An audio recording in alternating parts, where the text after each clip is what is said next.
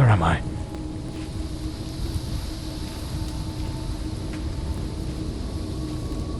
I should be able to see its light soon.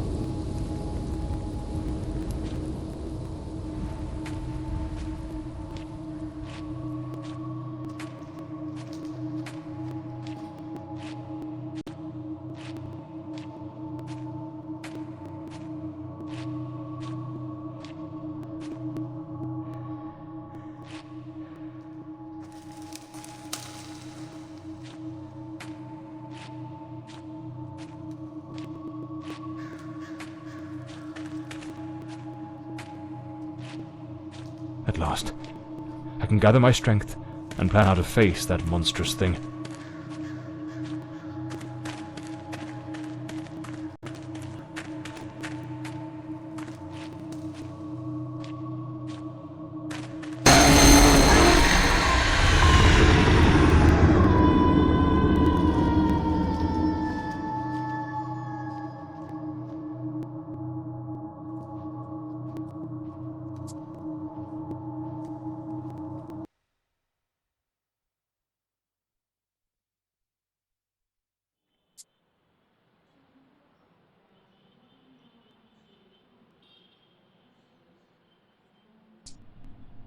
The name's John Morley, private detective, and today is a momentous day.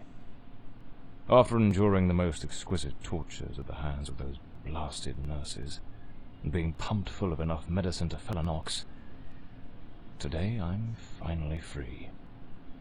Who would have thought that the case of the Red Shoes murder would end the way it did?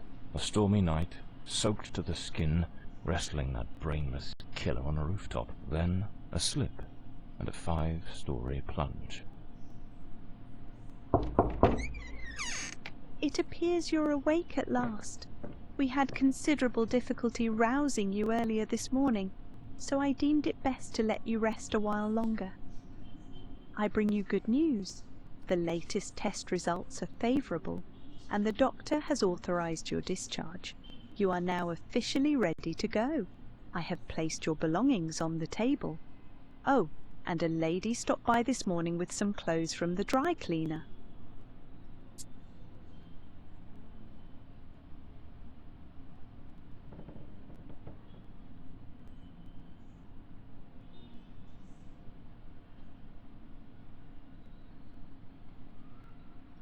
I've been having nightmares.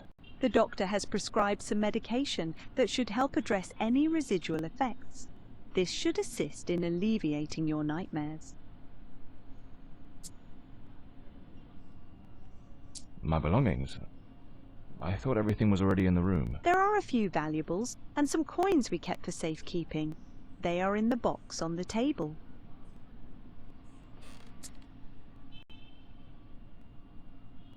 So I'm better now. Yes, you are much improved. Both your physical and psychological assessments have been satisfactory, and there are no impediments to your returning to your normal life. A woman brought my clothes from the dry cleaner. Was it Penny? I couldn't say. She arrived quite early, before my shift began. I've placed the garments in the wardrobe to keep them from getting wrinkled. Now, if you'll excuse me, I have other patients to attend to. I wish you all the best.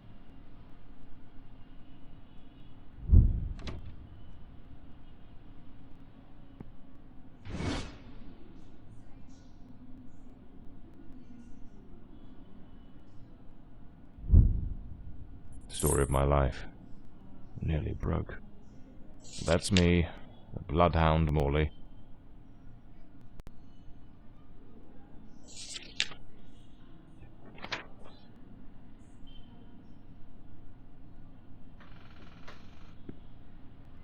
Blimey, it's nearly noon. I must have lost trench coat and fedora hat. Every detective's must have. I better get dressed. The hospital gown that ties in the back doesn't exactly scream. I usually use the Windsor knot. So the mystery woman who took my clothes to the cleaners was Penny after all. Seems she still looks brand new.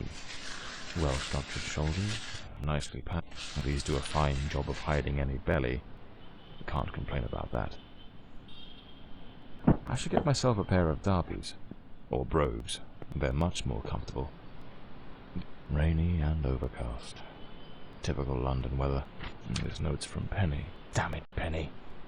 I don't blame her, though. I'm a right mess. I've managed to lose the only two things that kept me grounded. Her sound advice, always spot on, and the faint hope that she might dump Peter and give me a chance.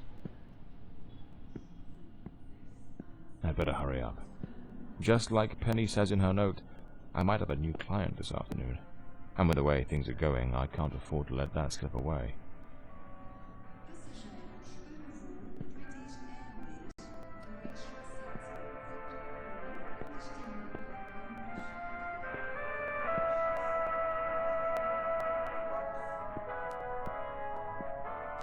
All right, let's get moving. Today's the first day of the rest of my life.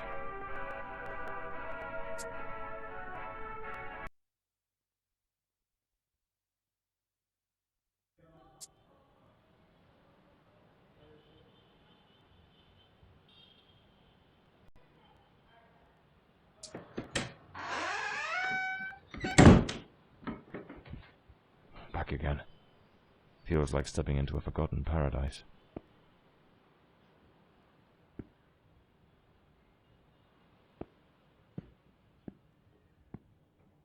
Everything's got that same old charm, and yet feels oddly new. This hospital stint's given me a bit of a new outlook. Maybe I'll take it a shade easier from now on, sticking to cases that don't demand a trip to the morgue.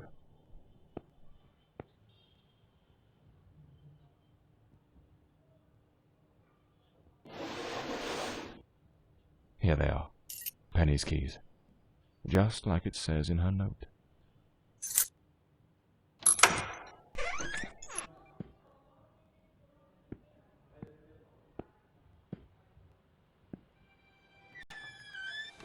My files, cases, client. This case is worth its weight in gold. Everything. This one's a favorite. The jealous lover solved everything with a few blows from an ashtray. Brutal, but effective.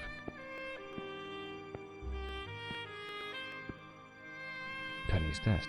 So this is Peter. That smug grin's got "punch me" written all over it. The murder weapon from the cadaver collection. The case of the Red Shoes murder. One of the most complicated I've faced. Finally. Case closed. My desk, strangely tidy. Normally it's buried under papers, notes, bits of evidence. Penny must have wanted to leave everything spick and span before she walked out on me. Another one of my cards. But this one has my last name circled.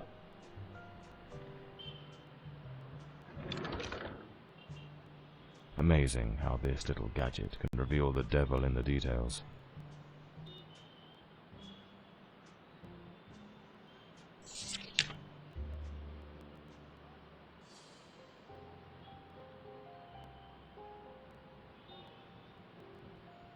The drawer. It's locked. But there doesn't seem...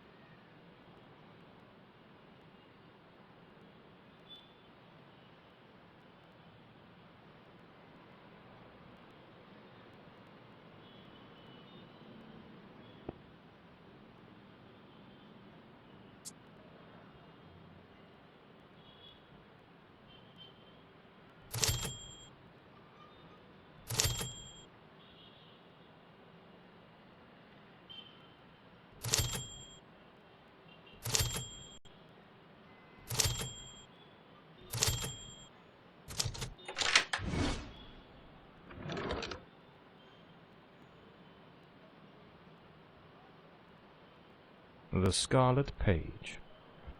I trust Penny didn't go snooping through my things while I was away. Oh, my apologies, madam. I didn't hear you come in. I was a bit distracted. Good afternoon, Mr. Morley. I trust your assistant informed you of my visit as promised. My apologies. I was rather engrossed and didn't notice your arrival. To whom do I owe the honour of this meeting?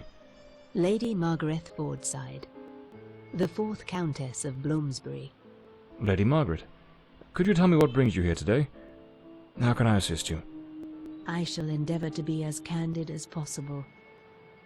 20 years ago, when my daughter was just 18, she was brutally murdered. It happened at our family estate, Bloomsbury Manor.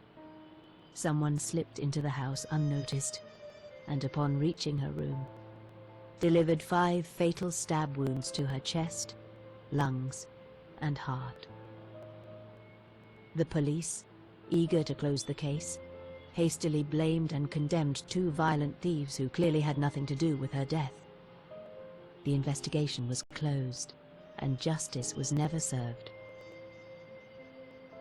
I am prepared to offer you £30,000 if you take on this case, and a further £30,000 if you can solve it and bring the true killer to light. Tell me, Mr. Morley, will you accept this case? I understand your distress, Lady Fordside. But before I commit to anything, might I trouble you with a few questions? By all means, Mr. Morley. Ask whatever you must.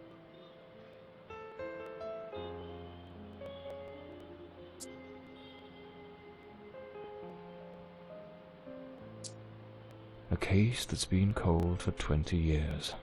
You certainly don't make it easy for me, Lady Margaret. What made you decide to seek out a detective now? For over 2 decades, I've fought tirelessly to have the case reopened, to prove that the real murderer escaped justice. But all in vain. Neither solicitors nor well-meaning police friends, nor even journalists hungry for a dark story have managed to uncover anything.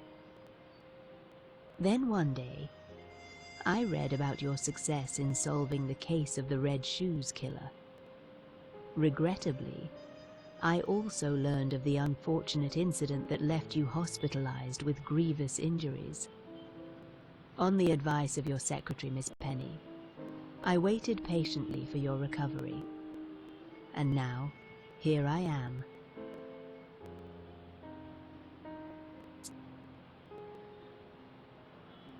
Tell me about Bloomsbury Manor. Do you still reside there?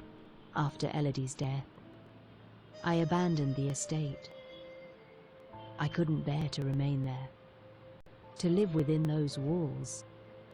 Even now, when I visit the manor, it still feels as though I can hear her footsteps echoing through the halls, her voice humming that old melody, the delusions of an old woman who has mourned her daughter for far too long.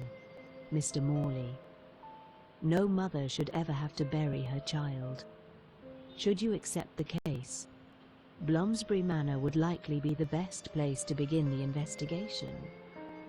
I shall not impede your work, as I now reside at Bedford Square, in the heart of the city.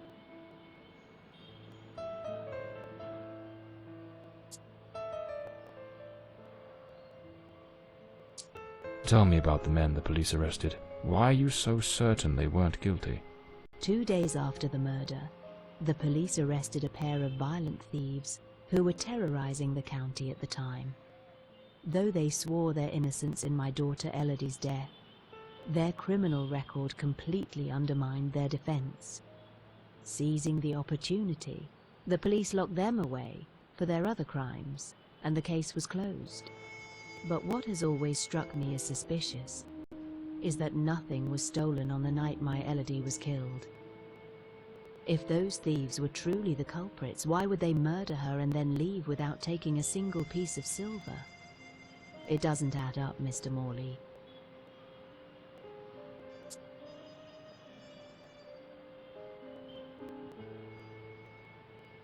Tell me, were there any witnesses? Did anyone see or hear anything? It happened at midnight. The house was practically empty at the time, with only a few servants and a guest who was sleeping in the west wing. I was the only one who might have heard something, as my room was next to hers. Unfortunately, I had taken a sleeping draught and fell into a deep slumber. It is a decision I shall regret for the rest of my days. Well, I believe I have all the information I need to get started. I accept the case, and will begin the investigation immediately. I'm pleased to hear that. My butler will bring you the £30,000 tomorrow morning. Now, if you'll excuse me, I have matters to attend to. Once you uncover the culprit, contact me at once, and I shall promptly deliver the remaining £30,000. Please, Mr. Morley, unravel this harrowing mystery that has tormented me for so long.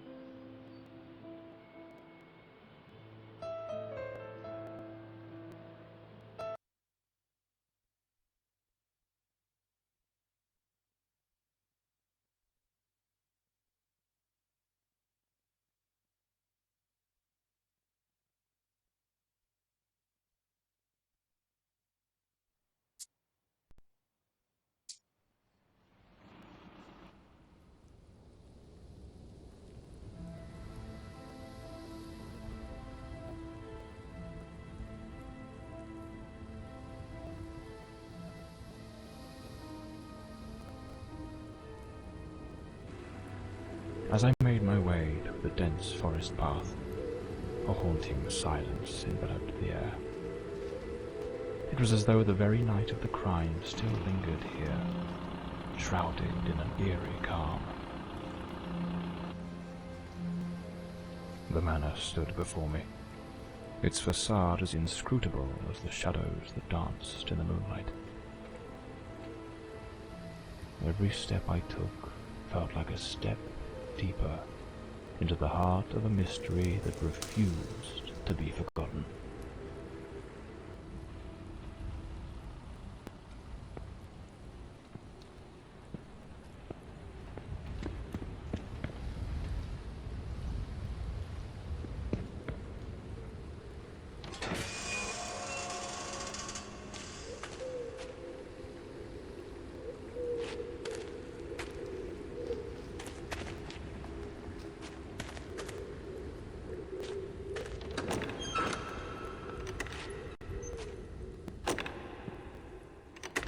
Not a sound.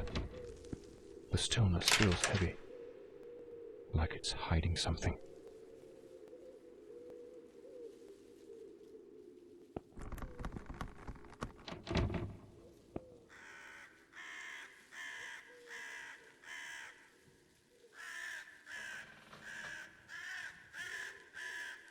It seems Elodie had a passion for art.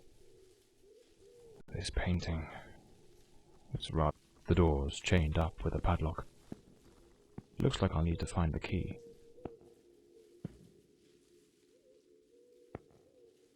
A blue moon. Looks like the Countess left this for me. It could be useful for getting around the place. A globe resting in a beautiful wooden stand.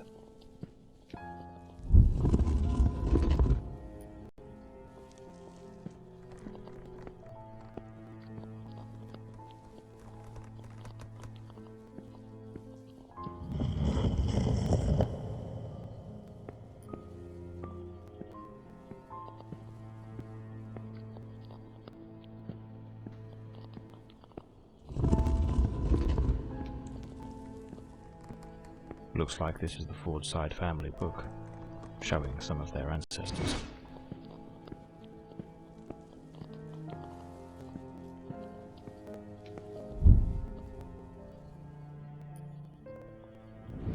So, the housekeeper left a note for the Countess, asking her to meet here on the day of the murder. I wonder what truly happened during that encounter. Very well, let's piece the events together, step by step.